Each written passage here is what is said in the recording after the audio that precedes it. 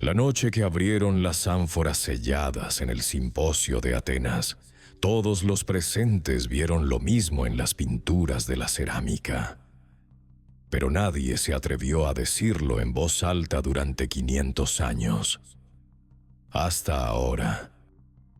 ¿Alguna vez te has preguntado por qué la escuela nunca te contó toda la verdad sobre los griegos antiguos? Escríbelo en los comentarios.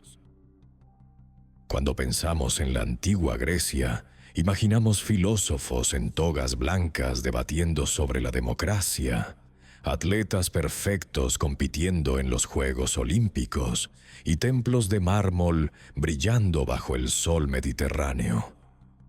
Nos enseñaron que los griegos fueron la cuna de la civilización occidental, los inventores de la razón, la lógica, el teatro. Pero hay un lado de esa cultura que casi nunca se menciona en los libros de texto. Un lado que los académicos prefieren susurrar en conferencias privadas o esconder detrás de eufemismos en latín. Porque cuando las puertas de los simposios se cerraban y el vino comenzaba a fluir, la antigua Grecia revelaba una cara completamente diferente. Una mezcla de ritual, poder, placer y prácticas sexuales que hoy nos parecerían no solo extrañas, sino profundamente perturbadoras. Lo que descubrimos al examinar las vasijas de cerámica, los textos fragmentados que sobrevivieron a siglos de censura religiosa y los relatos susurrados por historiadores romanos, es una sociedad donde el sexo no era solo una actividad privada, sino un elemento central de la vida pública, la educación, la religión y el poder político. Pero antes de continuar, déjame hacerte una pregunta incómoda. ¿Estás seguro de que quieres saber la verdad? Porque una vez que abras esta puerta, no podrás cerrarla. La imagen idealizada de la Grecia clásica que te enseñaron en la escuela se desmoronará para siempre. Y tal vez eso sea bueno. Porque la verdad, por incómoda que sea, siempre es más valiosa que una mentira hermosa. Los griegos antiguos no veían el sexo como nosotros lo vemos hoy. Para ellos no existía el concepto moderno de orientación sexual. No había héteros ni gays. No había categorías fijas. Lo que importaba no era el género de tu pareja, sino tu rol en el acto sexual. ¿Eras el penetrador o el penetrado? ¿Eras el activo o el pasivo? Esa era la verdadera división. Y esa división estaba directamente relacionada con el poder, con tu posición en la sociedad, con tu masculinidad misma. Un ciudadano ateniense adulto, libre, con derechos políticos, tenía que ser siempre el penetrador. Esa era la regla no escrita. Podía penetrar a su esposa, por supuesto, pero también a esclavos varones, a prostitutas, a adolescentes. El género no importaba. Lo que importaba era que él estaba arriba, él estaba en control, él era el dominante. Porque en la mente griega, ser penetrado era ser feminizado, era ser convertido en mujer, era perder tu estatus de ciudadano completo. Imagina por un momento que eres un joven ateniense de buena familia. Tienes 14 años, quizás 15. Tu barba aún no ha crecido del todo. Tu padre te ha inscrito en el gimnasio, donde entrenas desnudo junto a otros muchachos y hombres adultos. Sí, completamente desnudo. Esa era la norma. La palabra gimnasio viene del griego gimnos, que significa desnudo. Allí, mientras corres, luchas, lanzas el disco, eres observado. No solo por tus compañeros, sino por hombres mayores, ciudadanos respetables, a veces casados, que vienen al gimnasio no solo para entrenar, sino también para admirar la belleza de los cuerpos jóvenes. Y uno de esos hombres, un aristócrata de 30 o 40 años, ha puesto sus ojos en ti. Comienza a cortejarte. Te espera a la salida del gimnasio. Te regala una liebre muerta, símbolo de velocidad y virilidad, o tal vez un gallo, animal sagrado. Te escribe poemas. Te invita a cenas en su casa, a los famosos simposios donde se bebe vino, se recita poesía y se discute filosofía. Tus padres lo saben, y no solo lo permiten, sino que lo ven con buenos ojos. Porque este hombre al que los griegos llamaban el Erastes, el amante mayor, se ha comprometido a ser tu mentor, tu guía en el camino hacia la vida adulta. Te enseñará las artes de la retórica, los de la política, del combate. Te introducirá en los círculos de poder.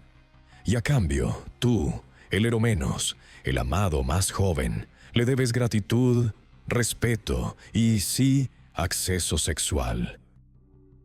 Pero aquí es donde la cosa se complica, porque aunque esta relación era socialmente aceptada, incluso idealizada como una forma de educación, había reglas estrictas y contradictorias. Se esperaba que el Eromenos no disfrutara del acto sexual. Debía permanecer pasivo, inexpresivo, casi indiferente. Si mostraba placer, si parecía demasiado entusiasta, se arriesgaba a ser visto como afeminado, como un quinaidos, término despectivo para un hombre que disfruta ser penetrado. Y eso era una mancha imborrable en su reputación. Por otro lado, se esperaba que el Erastes estuviera profundamente enamorado, que cortejara con pasión, que escribiera poesía ardiente sobre la belleza de su amado. Era una relación profundamente asimétrica, construida sobre una diferencia de poder que hoy reconoceríamos como problemática. Y aquí viene una de las verdades más incómodas que los libros de historia prefieren ocultar. Estos muchachos, estos eromenoi, no eran adultos, eran adolescentes. Tenían entre 12 y 18 años, la edad en que su barba comenzaba a crecer. Una vez que alcanzaban la adultez plena, se esperaba que dejaran ese rol pasivo y se convirtieran ellos mismos en Erastes, buscando a su propio Eromenos. Era un ciclo, una tradición transmitida de generación en generación. Y aunque los griegos lo llamaban paiderastia, amor por los muchachos, y lo envolvían en un lenguaje de virtud y educación, no podemos ignorar lo que realmente era. Desde nuestra perspectiva moderna, con nuestras leyes de protección a menores, con nuestra comprensión del consentimiento, esto no era amor. Era una forma institucionalizada de abuso sexual de menores, normalizada y celebrada por una sociedad que veía a los jóvenes no como individuos con derechos propios, sino como objetos de deseo y vehículos de educación. Ahora, antes de que alguien me acuse de presentar solo un lado oscuro, déjame aclarar algo. No todos los griegos practicaban la pederastia. No todas las relaciones entre Erastes y Eromenos eran sexuales. Algunos filósofos, como Platón, idealizaban una forma de amor platónico, sin contacto físico, basado en la admiración espiritual de la belleza del joven. Pero Platón mismo, en sus diálogos, deja claro que esa era la excepción, no la norma. La mayoría de estas relaciones sí incluían contacto sexual. Y lo sabemos porque han sobrevivido cientos, tal vez miles, de vasijas de cerámica con pinturas explícitas que muestran exactamente lo que sucedía. Estas vasijas, muchas de ellas descubiertas en tumbas y excavaciones arqueológicas, fueron durante mucho tiempo un secreto incómodo para los museos europeos. Cuando comenzaron a aparecer en el siglo XVIII y XIX, los académicos victorianos se horrorizaron. Muchas piezas fueron escondidas en sótanos, en colecciones privadas cerradas al público, en los llamados gabinetes secretos donde solo los eruditos con permisos especiales podían verlas. porque lo que mostraban esas imágenes no encajaba con la narrativa idealizada de la Grecia clásica como paraíso de la razón y la belleza. Mostraban sexo, sexo explícito, sexo en todas las posiciones imaginables. Hombres con adolescentes, hombres con mujeres, hombres con esclavos, orgías en los simposios, sátiros persiguiendo ninfas, dioses violando mortales. Tomemos por ejemplo una Kylix, una copa de vino poco profunda y ancha, del tipo que se usaba en los simposios. Por fuera, pinturas elegantes de atletas o guerreros. Pero cuando el bebedor vaciaba la copa y veía el fondo, allí, en el medallón central, una imagen explícita. Un hombre barbudo, claramente adulto, de pie detrás de un joven imberbe, en pleno acto sexual. O tal vez una escena de un simposio donde los comensales, reclinados en sus lechos, son servidos por jóvenes esclavos desnudos, que no solo traen vino, sino que también participan en actividades sexuales con los invitados. Estas no eran imágenes pornográficas en el sentido moderno, creadas solo para excitación. Eran parte de la vida cotidiana, decoraciones normales en objetos de uso diario. Lo que nos dice algo escalofriante. Para los griegos, estas prácticas eran tan comunes, tan aceptadas, que las pintaban en sus platos y copas, igual que nosotros pondríamos paisajes o flores. Pero regresemos a los simposios, porque ahí es donde gran parte de esta actividad sexual se desarrollaba. El simposio no era simplemente una cena, era una institución social fundamental de la vida masculina griega. Un espacio exclusivo para ciudadanos varones donde se cementaban alianzas políticas, se educaba a los jóvenes, se debatían ideas filosóficas y sí, donde el vino, la música y el sexo fluían libremente.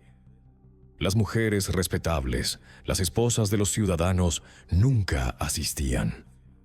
Ellas permanecían en el gineceo, la parte femenina de la casa, excluidas de este mundo masculino.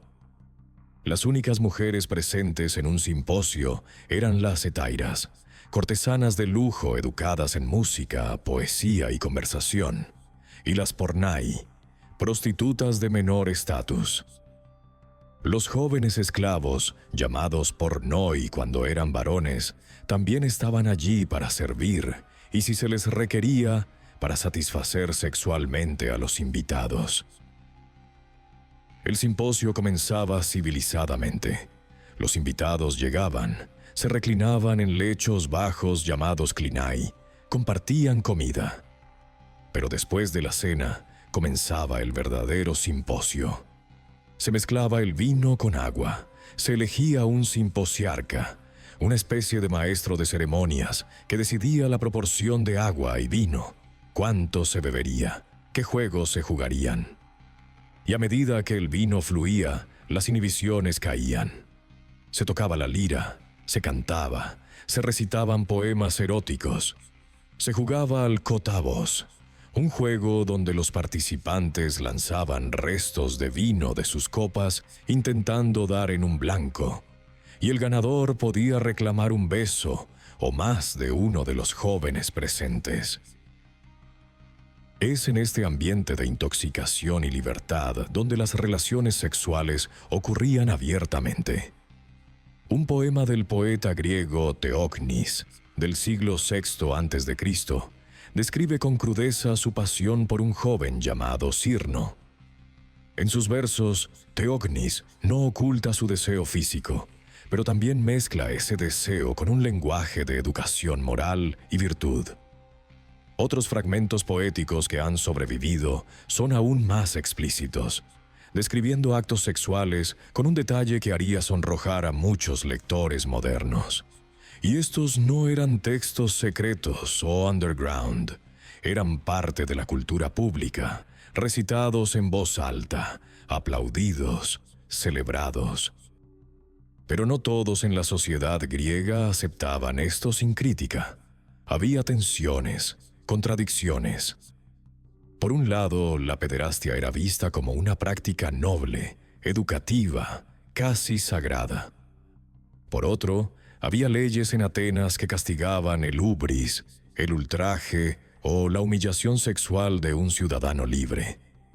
Si un hombre adulto forzaba a un joven ciudadano en contra de su voluntad, eso era un crimen grave. Pero si el joven consentía, o si era un esclavo sin derechos, entonces no había problema legal. Nuevamente, vemos cómo el poder y el estatus determinaban todo. Un esclavo no tenía honor que pudiera ser ultrajado. Podía ser usado sexualmente por su amo sin consecuencias legales. Y luego estaba la cuestión de los hombres adultos que consentían en ser penetrados. Estos eran vistos con desprecio total. Los comediógrafos griegos, como Aristófanes, llenaban sus obras con insultos dirigidos a hombres que supuestamente disfrutaban del rol pasivo. Los llamaban katapugón, un término grosero que literalmente significa algo como ano abierto, o kinaídos, afeminado. En las comedias, estos hombres eran objeto de burla constante, acusados de comportarse como mujeres, de caminar de manera afeminada, de depilarse el cuerpo. Porque para los griegos, un hombre que era penetrado perdía su masculinidad, se convertía en algo menos que un hombre. Y eso, en una sociedad tan obsesionada con la virilidad y el honor masculino, era la peor humillación imaginable. Esta obsesión con los roles sexuales y el poder también se reflejaba en las relaciones con las mujeres. Las esposas legítimas de los ciudadanos existían principalmente para un propósito: dar hijos legítimos, herederos varones que pudieran continuar la línea familiar y mantener el estatus de ciudadanía. El placer sexual no era parte de la ecuación. Para eso, los hombres tenían hetairas, concubinas, esclavos. Un discurso famoso del orador Demóstenes lo resume crudamente. Tenemos hetairas para el placer, concubinas para el cuidado diario de nuestros cuerpos, y esposas para darnos hijos legítimos y ser guardianas fieles de nuestros hogares. Las esposas no eran compañeras en el sentido moderno. Eran administradoras domésticas, madres, custodias del honor familiar. Y se esperaba que permanecieran encerradas en casa, virtualmente invisibles en la vida pública. Pero las hetairas vivían en un mundo completamente diferente. Estas mujeres, aunque técnicamente no respetables en el sentido social, disfrutaban de libertades que las esposas nunca tendrían. Asistían a los simposios, conversaban con hombres poderosos, influían en decisiones políticas. Algunas, como la famosa Aspasia de Mileto, compañera del estadista Pericles, alcanzaron tal nivel de educación y sofisticación que fueron respetadas incluso por filósofos. Pero su libertad tenía un precio. Nunca podrían casarse legalmente con un ciudadano. Sus hijos, si los tenían, serían ilegítimos, sin derechos de ciudadanía. Eran libres, sí, pero también marginales, existiendo en los márgenes de una sociedad que las necesitaba pero nunca las aceptaría completamente. Y luego están las prácticas que ni siquiera los griegos, con toda su apertura sobre el sexo, discutían abiertamente. Las que solo conocemos por fragmentos, por referencias oblicuas en textos, por mitos. Prácticas que cruzaban líneas que incluso ellos consideraban tabú. El incesto, por ejemplo. Los dioses griegos lo practicaban constantemente en los mitos. Zeus se casó con su hermana Hera. Antes de eso, los titanes se apareaban entre ellos sin ningún problema. Pero para los humanos, el incesto estaba prohibido. Sin embargo, sabemos qué ocurría. En algunas ciudades-estado como Esparta, las leyes sobre parentesco eran más laxas. Y hay casos documentados de matrimonios entre medio hermanos, especialmente cuando se trataba de preservar la riqueza familiar. También estaba la zoofilia, el sexo con animales. Los mitos griegos están llenos de estas historias. Pasífae, la reina de Creta, que se enamoró de un toro y dio a luz al Minotauro. Leda, seducida por Zeus en forma de cisne. Estos no eran solo cuentos morales. Algunos estudiosos creen que reflejaban prácticas reales, rituales religiosos o simplemente actos que ocurrían en secreto. En las vasijas de cerámica más explícitas, las que los museos esconden en sus colecciones no exhibidas, hay imágenes de hombres con cabras, con ovejas. No sabemos si estas eran fantasías artísticas, burlas o representaciones de algo que realmente sucedía. Pero el hecho de que fueran pintadas sugiere que al menos estaban en la mente colectiva. Otra práctica que los textos mencionan con incomodidad es la felación y el cunilingus. Para los griegos, el sexo oral era considerado degradante, especialmente para el que lo realizaba. Un hombre que practicaba la felación a otro hombre era visto como incluso más bajo que uno que era penetrado. ¿Por qué? Porque usar la boca, el órgano del habla, del discurso civilizado, para dar placer sexual era pervertir su función sagrada. Y el cunilingus, dar placer oral a una mujer, era igualmente deshonroso para un hombre. Irónicamente, en una sociedad donde la penetración de adolescentes era aceptada, usar tu lengua para dar placer a tu esposa era considerado vergonzoso. Las prioridades eran, por decirlo menos, extrañas. Ahora, hablemos de algo que casi nunca se menciona, pero que era central en todo esto: el rol de la religión. Porque para los griegos, el sexo no era solo una actividad mundana. Estaba entrelazado con lo sagrado. Los dioses mismos eran seres sexuales, constantemente involucrados en aventuras amorosas, violaciones, seducciones. Zeus, el rey de los dioses, era un violador serial en los mitos. Transformándose en animales o en lluvia dorada, seducía o forzaba a mujeres y hombres por igual. Apolo perseguía a jóvenes como Jacinto. Poseidón violaba a Medusa en un templo de Atenea. Estos mitos no eran solo historias de entretenimiento. Eran modelos, arquetipos de comportamiento que reflejaban y justificaban las prácticas humanas. Y luego estaban los rituales religiosos con componentes sexuales. Los misterios eleusinos, las bacanales en honor a Dionisio. En estas ceremonias, los participantes bebían vino hasta la embriaguez, bailaban frenéticamente y, según algunos relatos, participaban en orgías rituales. Los detalles exactos de estos ritos eran secretos, protegidos bajo pena de muerte. Cualquiera que revelara lo que sucedía dentro de los misterios podía ser ejecutado. Por eso, gran parte de lo que sabemos viene de fragmentos, de acusaciones hechas por enemigos políticos, de especulaciones de historiadores romanos que vivieron siglos después. Pero parece claro que el sexo, en alguna forma, era parte de estos rituales. Y no sexo ordinario.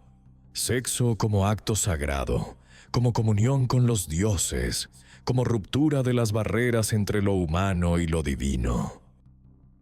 Uno de los festivales más extraños era el de la Thesmoforia, celebrado solo por mujeres en honor a Deméter, la diosa de la agricultura. Durante 3 días, las mujeres casadas de Atenas abandonaban sus hogares, dejaban a sus maridos y se reunían en un santuario donde realizaban rituales secretos. Los hombres tenían prohibido acercarse. Lo poco que sabemos sugiere que los rituales incluían simbolismo sexual explícito. Las mujeres arrojaban cerdos sacrificados y objetos con forma de genitales masculinos en fosas subterráneas.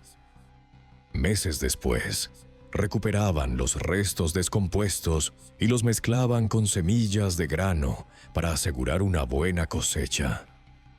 Era un rito de fertilidad, claramente, pero también un espacio donde las mujeres, normalmente excluidas de la vida pública, podían reunirse sin supervisión masculina y participar en algo que solo ellas entendían. Y luego está el culto a Dionisio, el dios del vino, el éxtasis y, sí, el sexo. Las seguidoras de Dionisio, llamadas Ménades o Bacantes, aparecen en los mitos como mujeres que, poseídas por el dios, abandonaban sus hogares en la noche, corrían salvajemente por las montañas, desgarraban animales vivos con sus manos desnudas y los devoraban crudos. Estos relatos eran considerados mitos, fantasías, pero también hay evidencia de que rituales dionisíacos reales ocurrían y que podían volverse violentos y sexualmente cargados. En Roma, siglos después, las bacanales se volvieron tan descontroladas que el Senado romano intentó suprimirlas. Pero en Grecia eran parte aceptada de la religión, una válvula de escape para emociones y deseos que la sociedad normalmente reprimía. Quiero que entiendas algo crucial aquí. No estoy contando estas cosas para decir que los griegos eran simplemente pervertidos o inmorales según nuestros estándares modernos. Eso sería demasiado simple, demasiado cómodo. Lo que intento mostrarte es que la sexualidad griega era parte de un sistema cultural complejo, donde el poder, el estatus, el género y la edad determinaban quién podía hacer qué a quién. No era caos.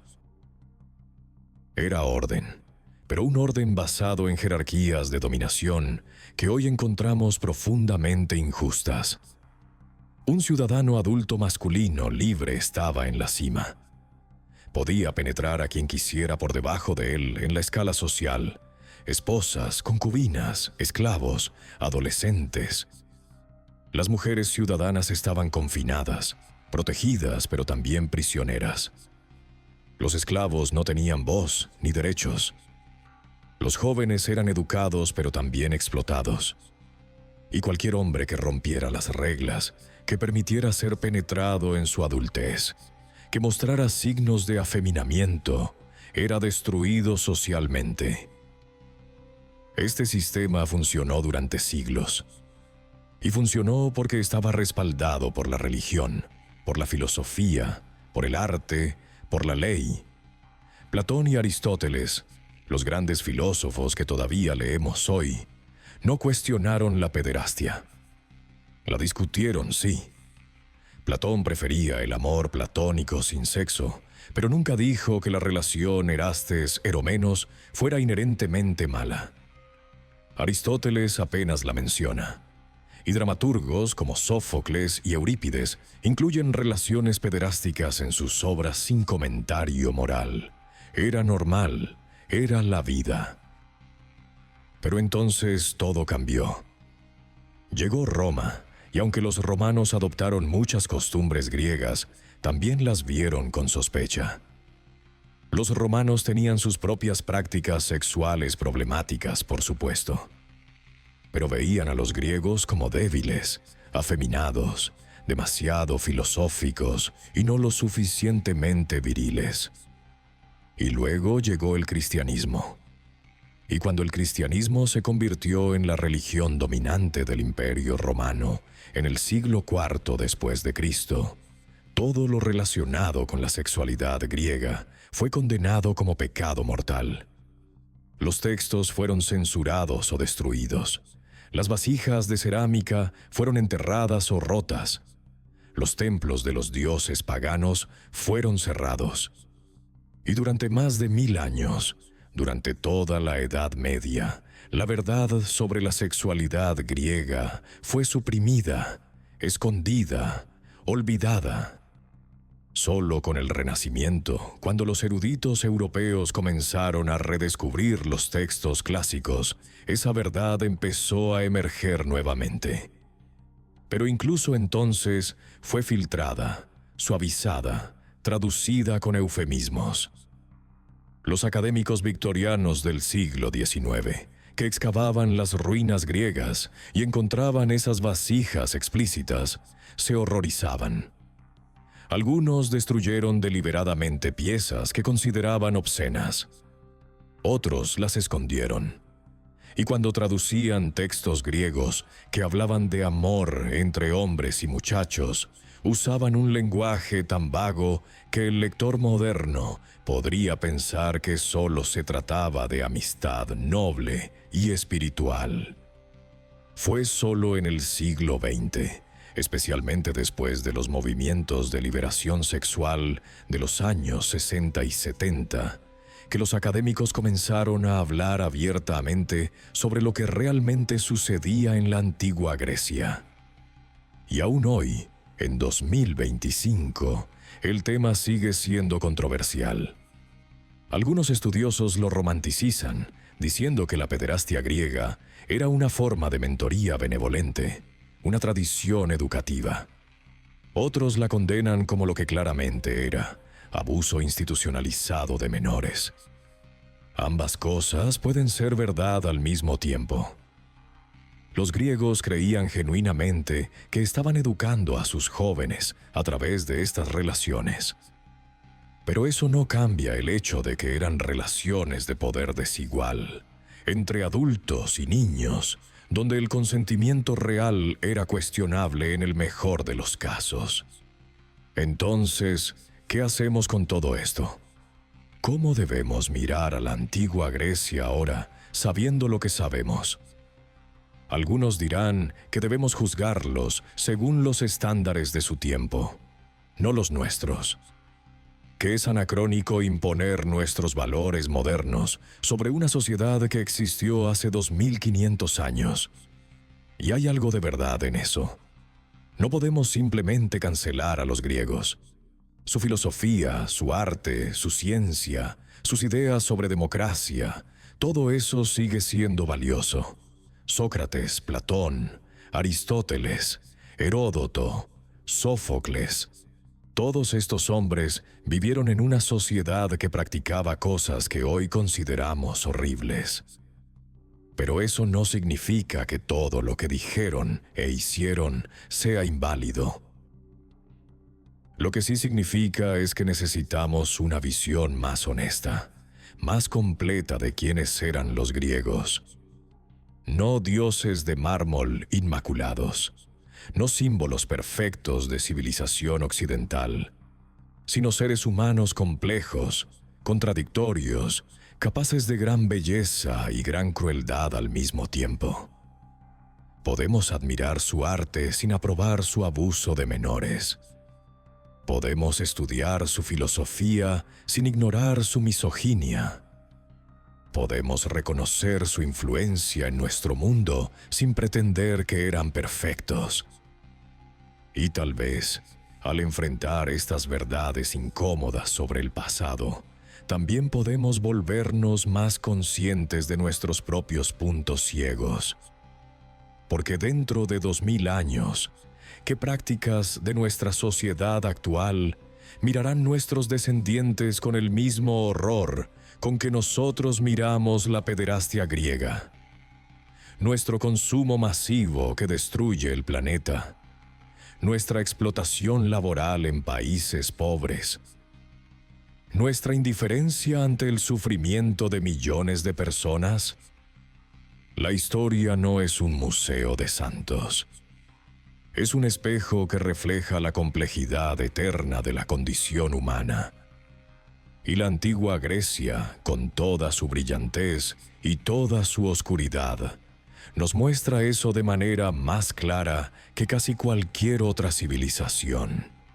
Ahora entramos en el territorio más oscuro, el lugar donde incluso los griegos, con toda su aparente apertura sexual, trazaban líneas y creaban jerarquías tan rígidas que definían quién eras como persona. Porque en la antigua Grecia, tu identidad sexual no era algo que elegías, era algo que te imponían basándose en tu estatus, tu edad, tu género y tu ciudadanía. Y si caías en el lado equivocado de esas líneas, tu vida podía convertirse en un infierno. Hablemos de Esparta, porque cuando la mayoría de la gente piensa en Esparta, imagina guerreros perfectos, hombres duros entrenados desde la infancia para el combate, una sociedad militarizada sin espacio para la debilidad. Y eso es parcialmente cierto. Pero lo que casi nunca se menciona es que Esparta también tenía prácticas sexuales únicas, diferentes incluso del resto de Grecia, y en algunos aspectos aún más extremas. Los espartanos, esos guerreros legendarios, tenían un sistema matrimonial que hoy nos parecería absolutamente bizarro. Cuando un hombre espartano se casaba, y esto generalmente ocurría cuando él tenía alrededor de 30 años, la ceremonia no era un evento público alegre, con familiares y celebraciones. Era un rapto ritual.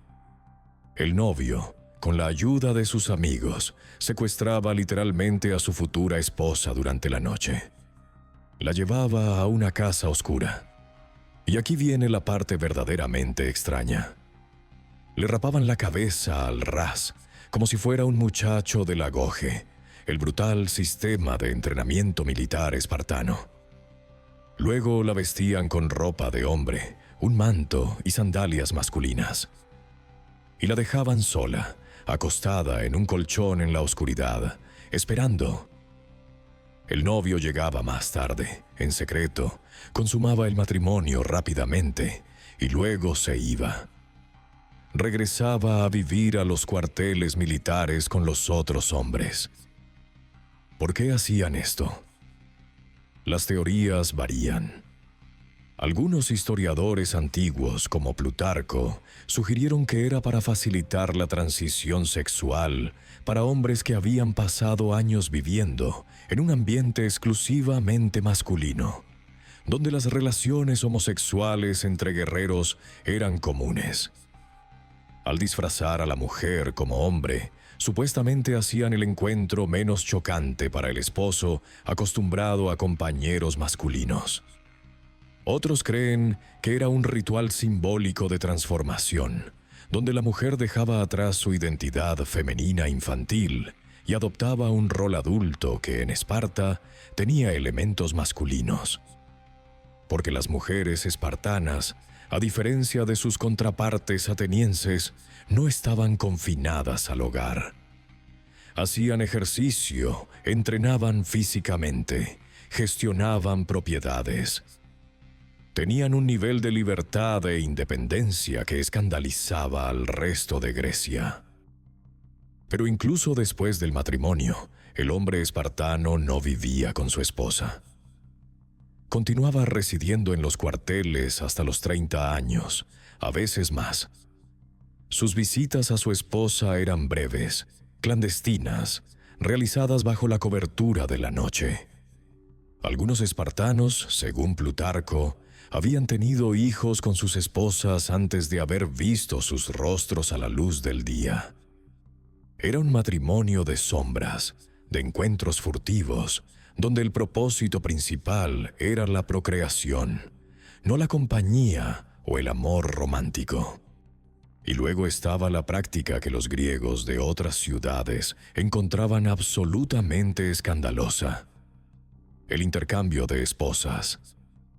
En Esparta, si un hombre respetaba a otro hombre y quería fortalecer su amistad o su alianza familiar, podía prestarle su esposa, literalmente, para que el otro hombre pudiera tener hijos con ella. Y no solo eso. Si un hombre mayor ya tenía suficientes hijos, pero su esposa todavía era joven y fértil, se consideraba aceptable, incluso honorable, que él permitiera a un hombre más joven, uno que aún no tenía descendencia, tener relaciones sexuales con ella y engendrar hijos. Estos niños no eran considerados bastardos, eran legítimos, respetados, porque para los espartanos lo que importaba no era la fidelidad sexual individual, sino la producción de ciudadanos fuertes para el Estado. Esta práctica tiene un nombre en antropología: poliandria fraterna o compartida. Y aunque era extremadamente rara en el mundo antiguo, en Esparta parece haber sido relativamente común, al menos entre las clases altas. El filósofo Polibio, escribiendo siglos después, afirmaba que en Esparta era costumbre que cuando un hombre tenía suficientes hijos, se diera su esposa a otro hombre para que también pudiera tener descendencia. Y Jenofonte, un admirador de Esparta, describió esto no como inmoralidad, sino como lógica sensata. ¿Por qué debería un hombre celoso privar a otro hombre de la oportunidad de engendrar hijos fuertes simplemente por posesividad? Pero aquí está la pregunta que deberíamos hacernos. ¿Qué pensaban las mujeres espartanas sobre todo esto? Las fuentes antiguas, todas escritas por hombres, casi nunca nos lo dicen. Pero sabemos que las mujeres espartanas tenían más poder y autonomía que en cualquier otra ciudad griega. Heredaban propiedades, gestionaban grandes extensiones de tierra mientras sus maridos estaban en campañas militares. Aristóteles, que no era fan de Esparta, se quejaba de que los espartanos estaban gobernados por sus mujeres. Y es cierto que en Esparta, a diferencia de Atenas, no había leyes contra el adulterio femenino. De hecho, el concepto mismo de adulterio era confuso en una sociedad donde compartir esposas era práctica aceptada. La historia más famosa es la de Helena de Troya, la mujer cuyo rostro lanzó 1000 barcos. Ella era espartana, y según la mitología, abandonó a su marido Menelao, rey de Esparta, por París de Troya. Causó una guerra devastadora que duró 10 años. Y sin embargo, cuando la guerra terminó y Helena regresó a Esparta, fue recibida de vuelta. Retomó su posición como reina. Vivió el resto de su vida honrada, con templos y festivales dedicados a ella. Si hubiera sido ateniense, probablemente la habrían ejecutado o al menos exiliado en desgracia. Pero en Esparta su transgresión fue, si no perdonada, al menos tolerada, porque las reglas eran diferentes allí. También había otra razón para estas prácticas sexuales inusuales en Esparta: la eugenesia. Los espartanos estaban obsesionados con criar guerreros perfectos. Cuando nacía un bebé en Esparta, no era decisión de los padres si se quedaban con él. Los ancianos de la tribu examinaban al recién nacido. Si lo consideraban débil, enfermo o deforme, ordenaban que fuera abandonado en las laderas del monte Taygeto para que muriera. Solo los bebés fuertes y sanos eran criados. Era selección artificial, aplicada con crueldad implacable. Y las prácticas de intercambio de esposas también servían a este propósito. Si un hombre viejo, pasado su mejor momento físico, estaba casado con una mujer joven y vigorosa, era mejor para el Estado que ella tuviera hijos con un hombre más joven y fuerte. Los genes importaban. La línea de sangre era secundaria al poder militar del Estado. Ahora, dejemos Esparta y regresemos a Atenas, porque hay aspectos de la sexualidad ateniense que aún no hemos explorado completamente. Específicamente, el mundo de la prostitución, porque mientras las esposas ciudadanas estaban encerradas en casa, invisibles en la vida pública, Atenas tenía toda una economía próspera construida sobre el trabajo sexual. Y había jerarquías claras aquí también, niveles de prostitutas que reflejaban los niveles de la sociedad misma. En el nivel más bajo estaban las pornai, prostitutas comunes que trabajaban en burdeles estatales o privados, o en las calles. Estas mujeres eran generalmente esclavas o extranjeras sin derechos de ciudadanía. Cobraban muy poco, tal vez un óbolo, la moneda más pequeña en Atenas, por sus servicios. Eran tratadas como mercancía, objetos para ser usados y desechados. Muchas probablemente habían sido capturadas en guerras, vendidas como esclavas, forzadas a esta vida. Otras quizás habían nacido en esclavitud, criadas específicamente para este propósito. Los burdeles donde trabajaban eran frecuentemente operados o regulados por el Estado, porque los atenienses veían la prostitución como una necesidad pública, una forma de prevenir que los ciudadanos violaran a mujeres respetables o se volvieran demasiado obsesionados con el sexo. De hecho, se atribuye a Solón, el gran legislador ateniense del siglo VI a.C., la creación de burdeles públicos estatales precisamente por esta razón: proporcionar una salida sexual barata y accesible para los ciudadanos, especialmente los pobres que no podían permitirse hetairas o concubinas. Era pragmatismo crudo, y funcionaba, al menos desde la perspectiva masculina. Para las pornai mismas, por supuesto, era una existencia brutal. No tenían control sobre sus cuerpos, ninguna capacidad de rechazar clientes, ninguna esperanza de escapar. Luego estaban las hetairas, y estas eran algo completamente diferente. La palabra hetaira significa compañera, y eso era lo que eran, al menos teóricamente. No solo prostitutas, sino mujeres educadas, sofisticadas, entrenadas en música, danza, conversación inteligente. Podían recitar poesía, debatir filosofía, tocar instrumentos. Asistían a los simposios, donde las esposas nunca podrían ir, y entretenían a los hombres más poderosos de Atenas. Y cobraban precios astronómicos por sus servicios. Donde una porne costaba un óbolo, una hetaira de alto nivel podía cobrar 500 dracmas o más, lo equivalente al salario de varios meses para un trabajador común. Algunas hetairas se volvieron legendarias. Aspasia de Mileto, compañera del gran Pericles, líder de Atenas en su edad de oro, era tan inteligente y elocuente que incluso Sócrates admitió haber aprendido de ella. Se rumoreaba que escribía los discursos de Pericles. Filósofos la visitaban para debatir ideas. Pero nunca pudo casarse legalmente con Pericles, a pesar de que vivieron juntos durante años y tuvieron un hijo, porque ella era extranjera, no ciudadana ateniense. Y la ley de ciudadanía de Atenas, irónicamente propuesta por el mismo Pericles, establecía que solo los hijos de dos padres ciudadanos atenienses podían ser ciudadanos. Su propio hijo con Aspasia era, técnicamente, un bastardo sin derechos. Otra hetaira famosa fue Frine, tan hermosa que cuando fue acusada de impiedad en un juicio, su defensor desesperado la desnudó frente a los jueces, y ellos, asombrados por su belleza, la absolvieron, creyendo que nadie tan hermoso podía ser culpable.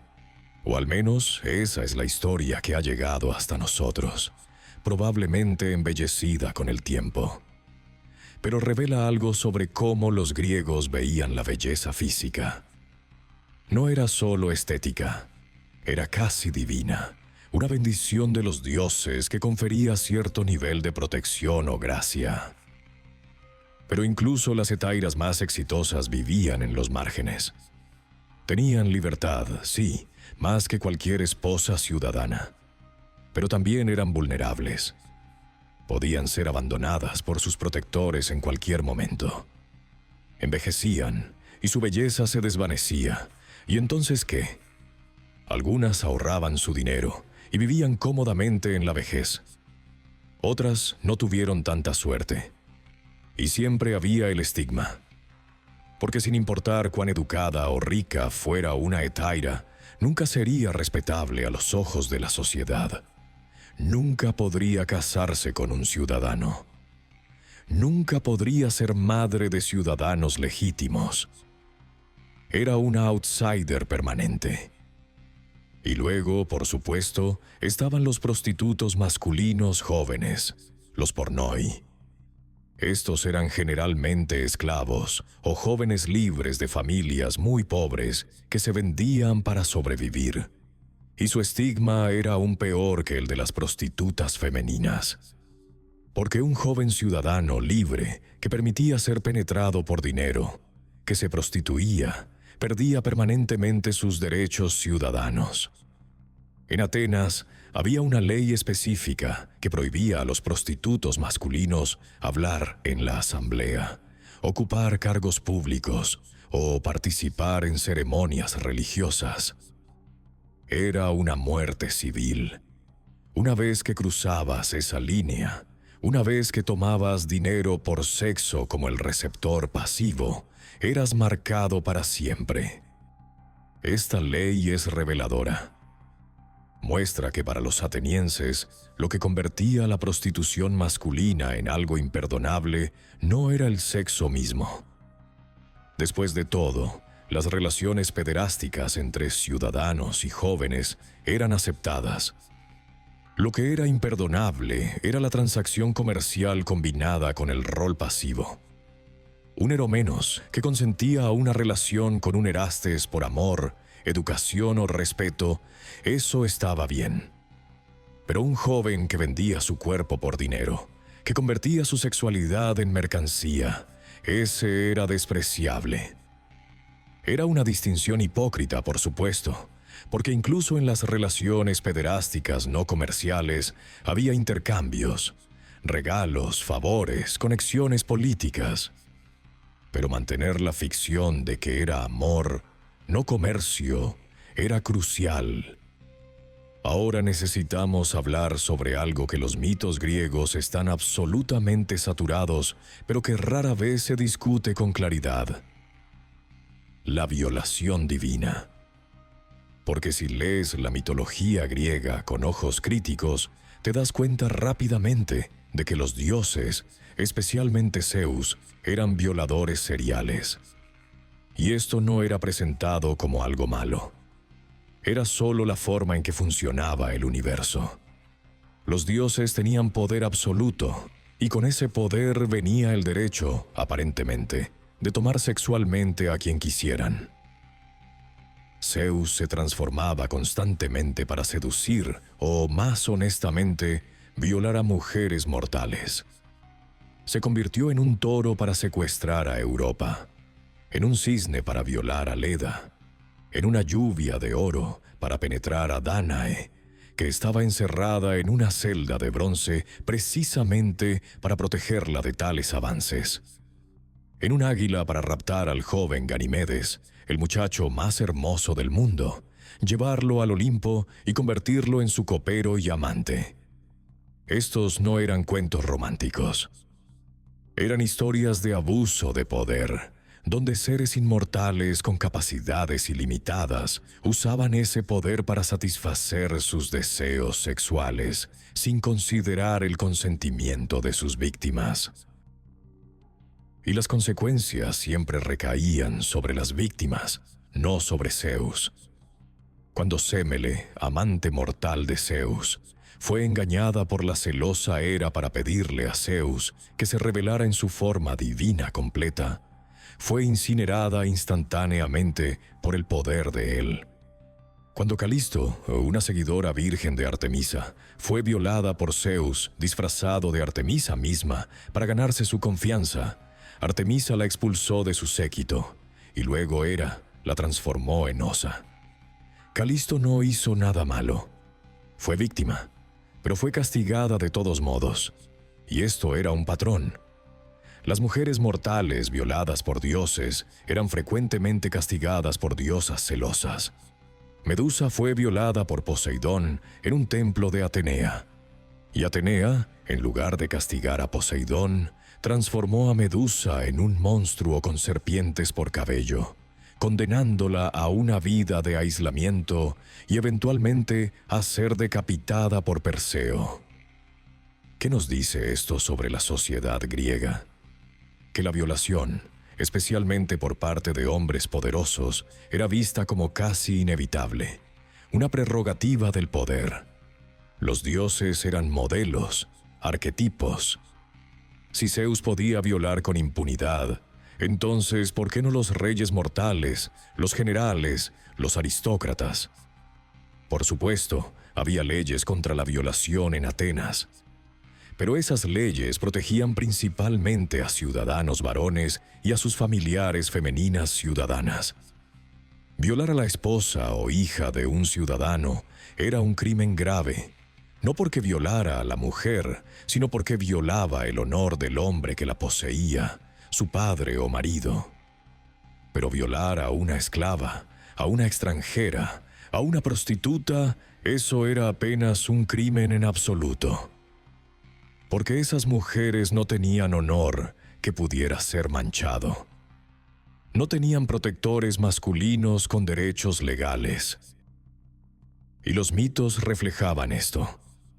Las mujeres en las historias griegas son constantemente secuestradas, violadas, transformadas, castigadas por los crímenes de otros. Perséfone es raptada por Hades y forzada a convertirse en su esposa y reina del inframundo. Su madre Deméter está furiosa, provoca un invierno eterno hasta que se llega a un compromiso. Pero nadie le pregunta a Perséfone qué quiere ella. Helena de Troya es culpada por la guerra troyana, aunque en muchas versiones fue raptada por Paris en contra de su voluntad. Casandra, la profetisa troyana, fue violada por Áyax el Menor en el templo de Atenea durante la caída de Troya. Y aunque los griegos la castigaron destruyendo su flota en el viaje a casa, Casandra misma fue llevada como esclava de guerra y eventualmente asesinada. Estos no son cuentos felices. Son tragedias, reconocidas como tales incluso por los propios griegos. Los dramaturgos, como Eurípides, escribían sobre el sufrimiento de estas mujeres con empatía real. Sus obras, Las Troyanas y Hécuba, son desgarradoras en su retrato de mujeres esclavizadas después de la guerra. Pero esa empatía no se traducía necesariamente en cambio social. Los atenienses podían ver estas obras, llorar por el destino de Andrómaca o Políxena, y luego ir a casa y tratar a sus propias esclavas como propiedad. La capacidad humana para la disonancia cognitiva es infinita. Ahora, hablemos de algo que es quizás la práctica sexual más perturbadora documentada en la antigua Grecia, aunque no era exclusiva de los griegos. La exposición y el infanticidio selectivo de niñas. En una sociedad donde los herederos varones eran esenciales para continuar la línea familiar y la ciudadanía, las niñas eran frecuentemente vistas como cargas. Tenías que proporcionar una dote cuando se casaban, lo que podía ser costoso. No podían heredar propiedades de la misma manera que los hijos varones. No podían convertirse en ciudadanos con derechos políticos. Entonces, especialmente en familias pobres, si nacía una niña y la familia no podía permitirse criarla, el padre tenía la opción legal de exponerla, dejarla afuera para morir. Esto no era considerado asesinato. Era simplemente negarse a criar al bebé, y pasaba con suficiente frecuencia que era un tema de conversación normal. En las comedias de Aristófanes y Menandro hay referencias casuales a la exposición de bebés. Algunos bebés expuestos eran recogidos por otros, criados como esclavos o, en el caso de niñas, a veces entrenadas como futuras prostitutas. Pero muchos simplemente morían de exposición, hambre o ataques de animales. Ahora, es importante notar que no todos los griegos aprobaban esto. Filósofos como los estoicos más tarde condenarían la práctica, y muchas familias, incluso pobres, criaban a sus hijas con amor.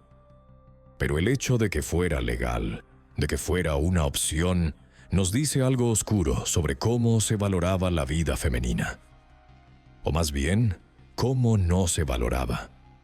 Un bebé no era considerado una persona completa hasta que el padre realizaba el ritual de aceptación, generalmente alrededor del 10º día después del nacimiento. Antes de eso, era casi como si no existiera legalmente. Podía ser descartado sin consecuencia. También debemos hablar sobre las relaciones homosexuales entre adultos, que tenían un estatus muy diferente a la pederastia.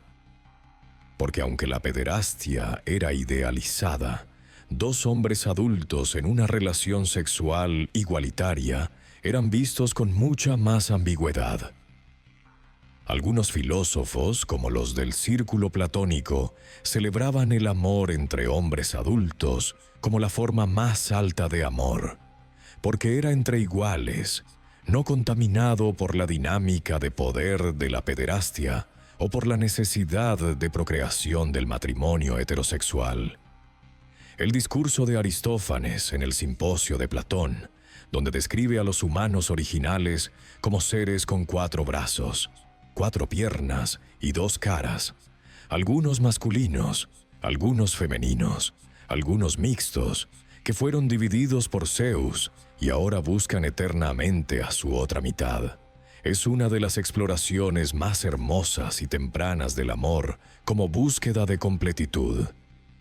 Y Aristófanes deja claro que algunos están buscando su mitad del mismo sexo.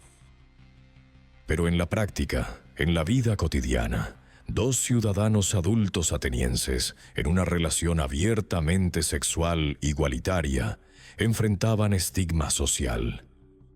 Porque la pregunta siempre era: ¿quién es el penetrador y quién el penetrado? Si ambos son adultos, ciudadanos, entonces alguien está tomando el rol pasivo, y eso es vergonzoso. La única forma de evitar ese estigma era mantener la relación privada, o, como algunos filósofos argumentaban, mantenerla platónica, basada en el amor espiritual más que físico.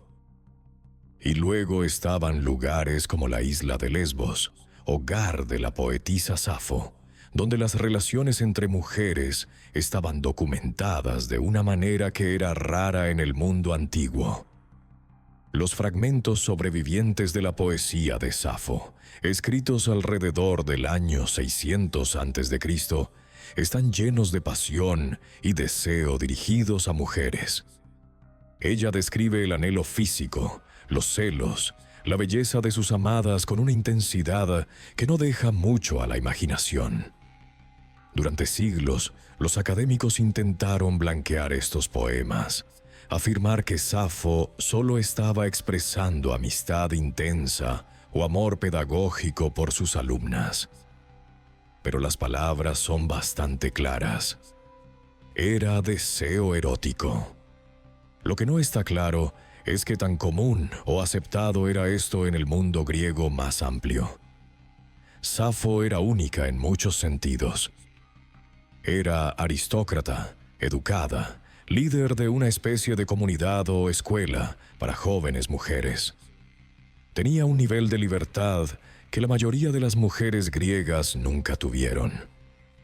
Y la isla de Lesbos, de donde obtenemos la palabra lesbiana, parece haber tenido su propia cultura distintiva. Pero las fuentes masculinas, los historiadores y filósofos apenas mencionan las relaciones sexuales entre mujeres. Probablemente porque el sexo sin penetración masculina era visto como no del todo real, no amenazante, quizás ni siquiera digno de comentario. O quizás porque las vidas privadas de las mujeres eran tan invisibles para los hombres que simplemente no lo sabían o no les importaba lo suficiente para documentarlo. Ahora necesitamos abordar una de las preguntas más difíciles. ¿Había consentimiento real en cualquiera de estas prácticas? En las relaciones pederásticas, donde un hombre adulto cortejaba a un adolescente, ¿podía ese adolescente realmente decir que no? Teóricamente sí. Las fuentes dejan claro que forzar a un joven ciudadano era un crimen, pero la presión social, las expectativas familiares, el deseo de avanzar socialmente, todo esto creaba un contexto donde el rechazo era difícil. Y para esclavos, para jóvenes sin derechos de ciudadanía, el consentimiento era completamente irrelevante. Eran propiedad. No tenían derecho a decir que no. En los matrimonios, las esposas ciudadanas no elegían a sus maridos. Sus padres arreglaban los matrimonios. Frecuentemente cuando las niñas tenían 14 o 15 años. Se casaban con hombres que podrían tener el doble de su edad o más. Se esperaba que fueran vírgenes, mientras que sus maridos probablemente habían tenido múltiples experiencias sexuales con prostitutas, esclavos o eromenoi. La noche de bodas era la primera vez que muchas esposas veían a sus maridos a solas. ¿Eso era consentimiento? No según cualquier definición moderna. Era cumplimiento, deber, resignación a un destino que les fue impuesto. Y sin embargo, sería falso decir que ningún griego antiguo entendía la importancia del consentimiento o se preocupaba por el placer femenino. Algunos filósofos, algunos poetas, claramente lo hicieron. Jenofonte, en su descripción de las costumbres espartanas, enfatiza explícitamente que las leyes de Esparta buscaban asegurar que ambos socios, marido y esposa, disfrutaran del sexo.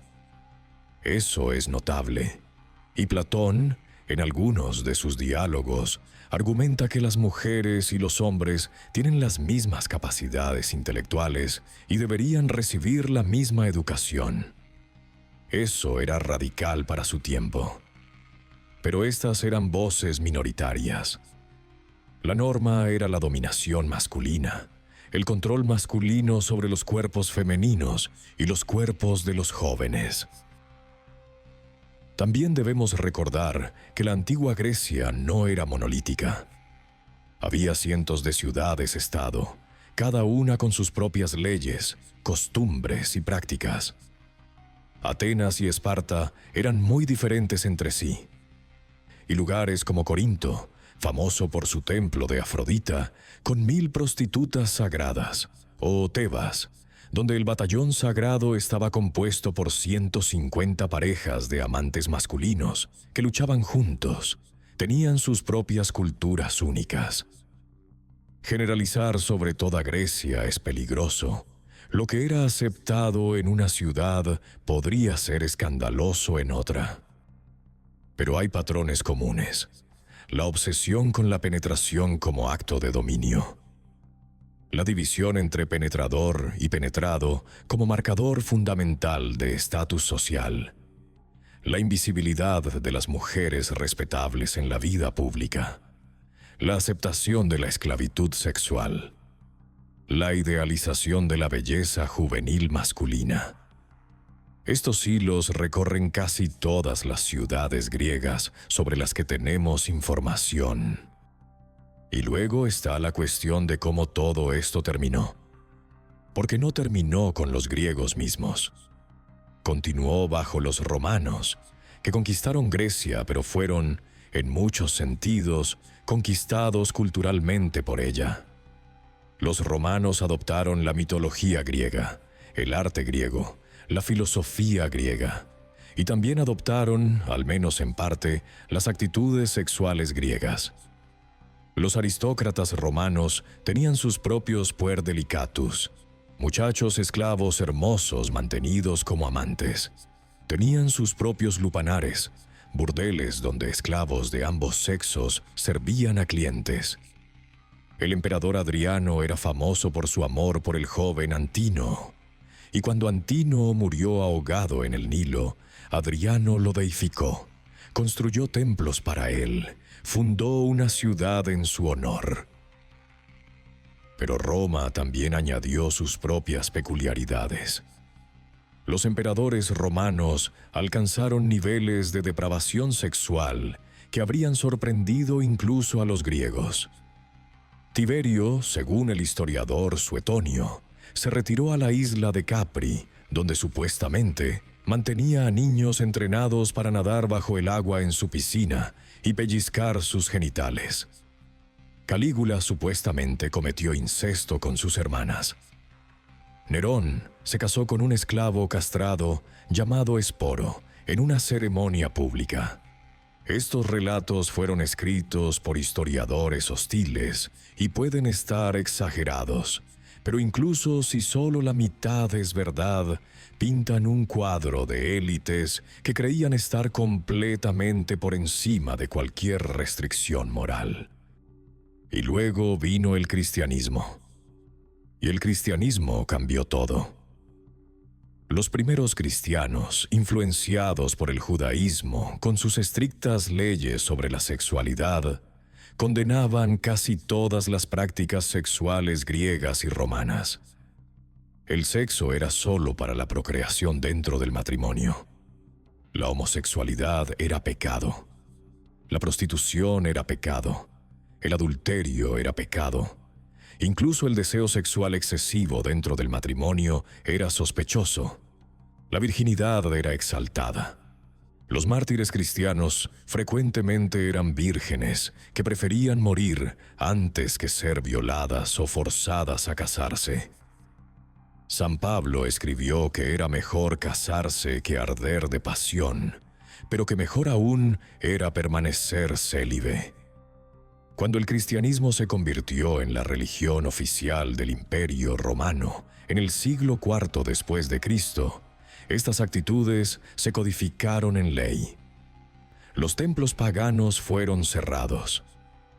Los festivales con elementos sexuales fueron prohibidos.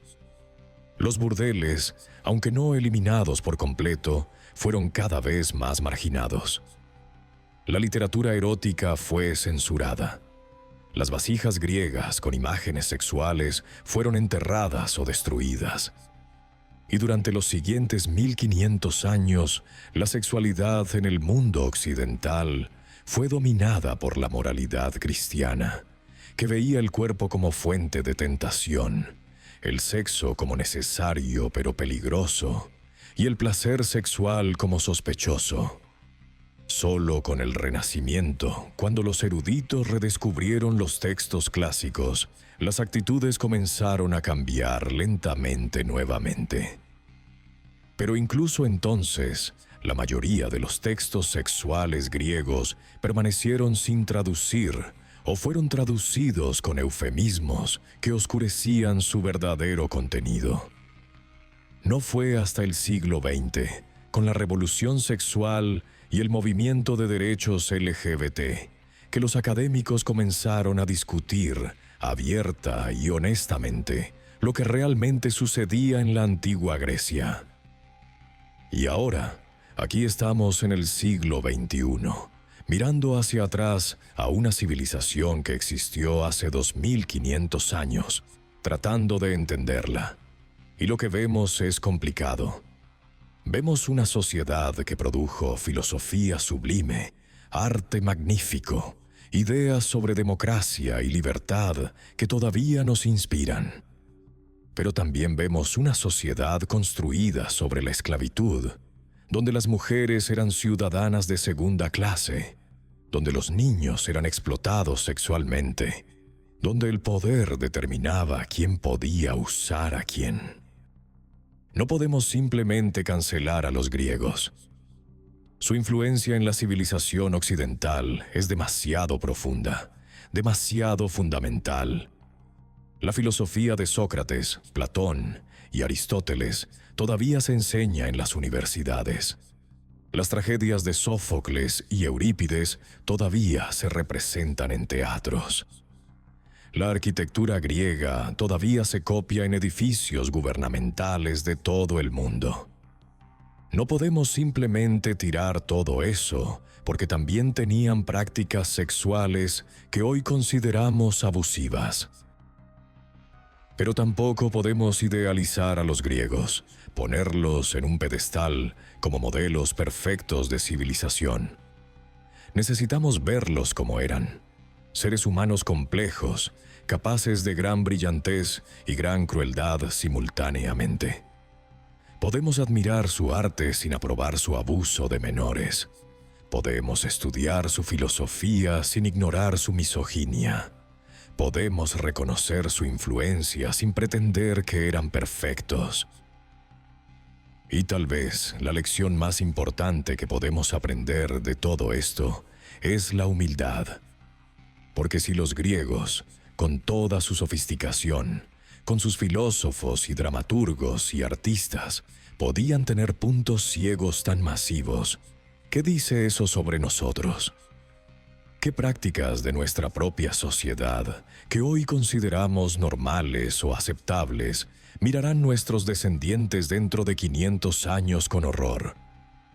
¿Nuestra destrucción del medio ambiente? ¿Nuestra explotación de trabajadores en países pobres? ¿Nuestro consumo masivo de carne de animales criados en condiciones espantosas? ¿Nuestra creciente desigualdad económica? La historia no es un museo de santos que debemos venerar. Es un espejo que nos muestra la complejidad eterna, las contradicciones constantes de la condición humana. Los griegos no eran mejores que nosotros, pero tampoco eran monstruos. Eran humanos, tratando de darle sentido al mundo con las herramientas intelectuales y los marcos morales que tenían disponibles. Algunos de ellos se elevaron por encima de su tiempo. Muchos simplemente reflejaron las normas de su sociedad. Y algunos, sin duda, fueron activamente crueles. Lo mismo es verdad para nosotros hoy. Algunos de nosotros nos elevamos por encima de nuestro tiempo, cuestionamos las normas injustas, luchamos por un mundo mejor. Muchos de nosotros simplemente reflejamos las normas de nuestra sociedad, no pensando demasiado profundamente sobre si esas normas son justas. Y algunos de nosotros somos activamente crueles. La naturaleza humana no ha cambiado tanto en 2500 años. Lo que ha cambiado son nuestras estructuras sociales, nuestras leyes, nuestros valores declarados. Y esos cambios importan inmensamente. Los griegos no tenían el concepto de derechos humanos universales. No tenían la idea de que todos los seres humanos, independientemente de su sexo, edad, origen étnico o estatus social, tienen una dignidad inherente que debe ser respetada. Esas ideas fueron desarrolladas lentamente a lo largo de siglos, a través del cristianismo, a través de la Ilustración, a través de movimientos de liberación de esclavos, sufragistas, derechos civiles, derechos LGBT. Y todavía no las hemos realizado completamente. Todavía vivimos en un mundo con esclavitud, con tráfico sexual, con violación, con abuso infantil, pero al menos ahora reconocemos que estas cosas están mal. Las condenamos, las criminalizamos, luchamos contra ellas. Los griegos, en su mayoría, no lo hicieron. No porque fueran malvados, sino porque su marco moral era diferente. Y eso debería hacernos reflexionar sobre nuestros propios marcos morales. ¿Qué estamos dando por sentado hoy que futuras generaciones condenarán? ¿Dónde están nuestros puntos ciegos? Entonces, ¿qué debemos hacer con el conocimiento de las prácticas sexuales griegas? Primero, todos debemos ser honestos sobre ellas. No blanquearlas, no excusarlas, pero tampoco usarlas para descartar toda la civilización griega. Segundo, debemos reconocer que son parte de un patrón histórico más amplio de abuso de poder, donde quienes tienen poder lo usan para explotar sexualmente a quienes no lo tienen. Ese patrón no es único de los griegos. Aparece en casi todas las culturas a lo largo de la historia, y todavía aparece hoy. Tercero, debemos usar este conocimiento para informar nuestros propios valores y comportamientos. Si no queremos repetir los errores del pasado, necesitamos entender cuáles fueron esos errores y por qué sucedieron. Los griegos creían que el poder daba derecho. Si eras un ciudadano adulto masculino, tenías el derecho de usar sexualmente a aquellos por debajo de ti en la jerarquía social. Nosotros, al menos en teoría, rechazamos esa idea. Creemos en el consentimiento, en la autonomía corporal, en los derechos iguales. ¿Pero realmente vivimos según esos valores? ¿O simplemente los proclamamos mientras toleramos prácticas que los violan? La industria del sexo moderna, por ejemplo, está llena de explotación, tráfico, coerción. Los trabajadores migrantes en muchos países ricos son explotados, a veces sexualmente. Los niños todavía son abusados, a menudo por figuras de autoridad. Hemos progresado, sí, pero no tanto como nos gusta pensar. Y finalmente, necesitamos reconocer que la sexualidad humana es compleja, multifacética y profundamente influenciada por el contexto social. Los griegos no eran inherentemente más pervertidos o inmorales que nosotros. Simplemente vivían en una sociedad diferente con normas diferentes. Y nosotros, si hubiéramos nacido en esa sociedad, probablemente habríamos aceptado esas normas como naturales y correctas, igual que la mayoría de ellos lo hicieron. Eso es aterrador, pero también liberador. Significa que no estamos atrapados por la biología o la naturaleza humana inmutable. Significa que podemos cambiar, que podemos construir sociedades más justas, más compasivas, más igualitarias. Pero solo si somos honestos sobre de dónde venimos y hacia dónde queremos ir. La antigua Grecia, con todas sus prácticas sexuales extrañas, perturbadoras y a veces abusivas, no es solo historia antigua. Es un espejo que nos muestra verdades incómodas sobre el poder, el género, la jerarquía y el deseo. Y si somos lo suficientemente valientes para mirar directamente a ese espejo, sin apartar la mirada, podríamos aprender algo crucial sobre nosotros mismos. No sobre quiénes éramos hace 2500 años, sino sobre quiénes somos ahora. Y quizás, más importante, sobre quiénes queremos ser en el futuro. Porque al final, la historia no es solo sobre el pasado. Es sobre el presente y el futuro. Estudiamos a los griegos no para venerarlos ni para condenarlos, sino para entenderlos. Y al entenderlos, al ver cómo el contexto social moldeó sus comportamientos y valores, podemos volvernos más conscientes de cómo nuestro propio contexto social moldea los nuestros. Podemos cuestionar las normas que damos por sentadas. Podemos imaginar alternativas. Podemos construir algo mejor. Y esa es la verdadera lección de todo esto. No que los griegos eran monstruos o santos, sino que eran humanos. Humanos complejos, contradictorios, brillantes y defectuosos. Igual que nosotros. Y si ellos pudieron crear belleza sublime mientras cometían injusticias terribles, entonces nosotros también somos capaces de ambas cosas. La pregunta es, ¿qué elegiremos? ¿Perpetuaremos los patrones de dominación y explotación que han definido gran parte de la historia humana? ¿O finalmente romperemos esos patrones y crearemos algo verdaderamente nuevo, verdaderamente más justo? La respuesta depende de nosotros. Y comienza con la honestidad, con mirar directamente incluso a las partes más incómodas de nuestro pasado y decir, sí, esto sucedió. Fue real, fue complicado, y necesitamos entenderlo si queremos evitar repetirlo. Los griegos nos dieron filosofía, democracia, arte, teatro, ciencia, pero también nos dieron lecciones sobre los peligros del poder sin restricciones, sobre las consecuencias de la desigualdad sistémica, sobre cómo incluso las sociedades más sofisticadas pueden tener puntos ciegos masivos. Si podemos aceptar esas lecciones, si podemos aprender tanto de sus éxitos como de sus fracasos, entonces tal vez, solo tal vez, podemos construir un mundo que sea no solo más avanzado tecnológicamente, sino también más justo, más compasivo, más humano.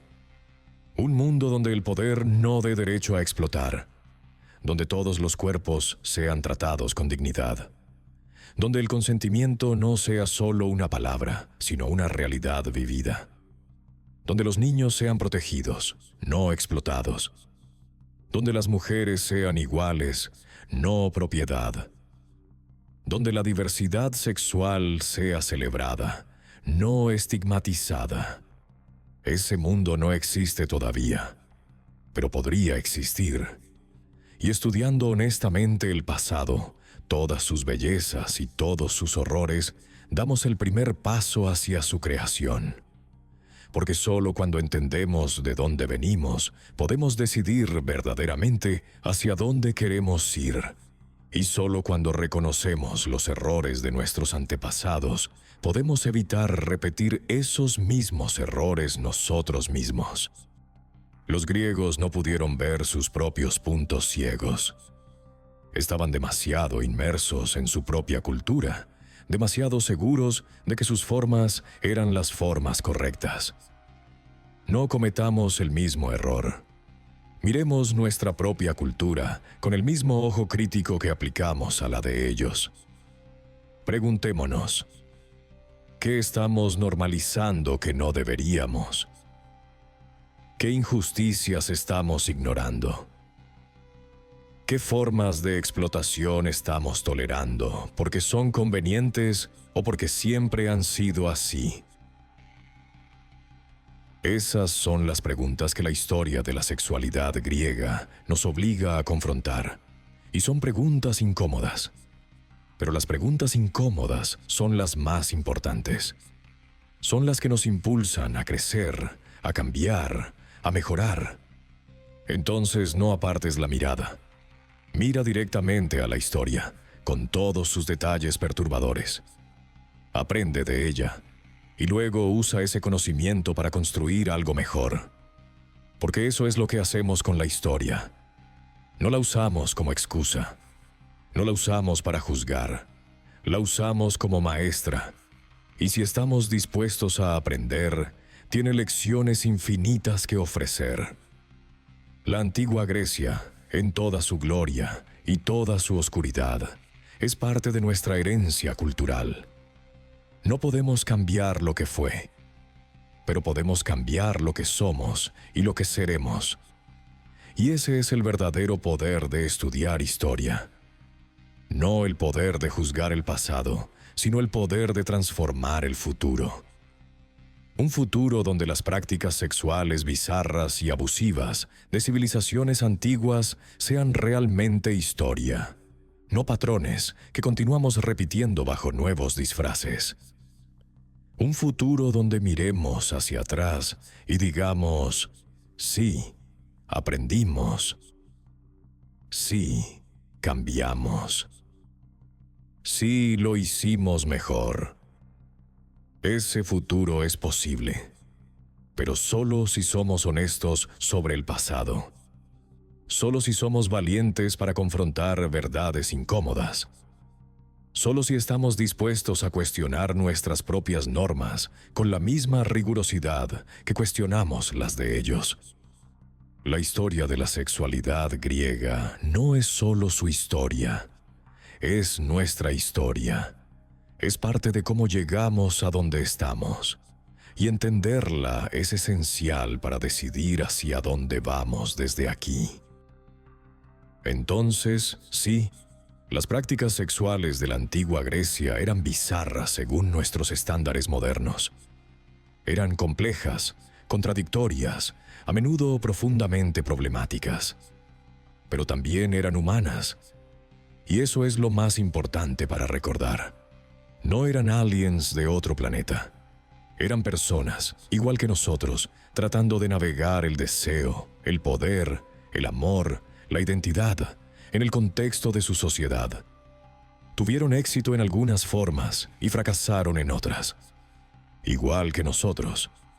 La diferencia es que ahora tenemos la ventaja de la perspectiva histórica. Podemos ver sus errores claramente. La pregunta es, ¿usaremos esa claridad para evitar cometer nuestros propios errores? ¿O repetiremos el patrón, ciegos a nuestras propias fallas hasta que futuras generaciones miren hacia atrás con el mismo juicio crítico que nosotros aplicamos a los griegos? La elección, como siempre, es nuestra.